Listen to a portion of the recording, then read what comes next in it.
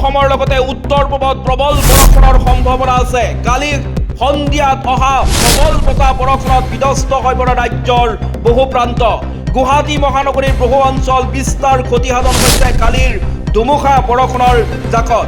তেনেদৰে ৰাজ্যৰ অন্য প্ৰান্ততো গতি কৰে কালিৰ ধুমুহাই। আজি 11 মে তাৰিখেও পুৱাৰ ভাগতো বৰষুণ আহে ৰাজ্যত। অৱশ্যে বৰ্তমান বতৰ কিছু ফৰকাল যদিও বতৰ বিজ্ঞান কেন্দ্ৰৰ ফালৰ পৰা সদৰি কৰা অনুসৰি আজি 11 মে দেওবাৰৰ পৰা 15 মে বৃহস্পতিবাৰলৈ ৰাজ্যত বৰষুণ আহিব পাৰে। বতৰ বিজ্ঞান কেন্দ্ৰই সদৰি কৰা অনুসৰি আগন্তুক 5 দিনত উত্তৰ পূব ৰাজ্য অসমকে ধৰি অৰুণাচল প্ৰদেশ, মেঘালয়, নাগালেণ্ড, মিজোৰাম, মণিপুৰ আৰু ত্ৰিপুৰাত ধাৰাসাৰ বৰষুণ আৰু ধুমুহা অহাৰ সম্ভাৱনা আছে।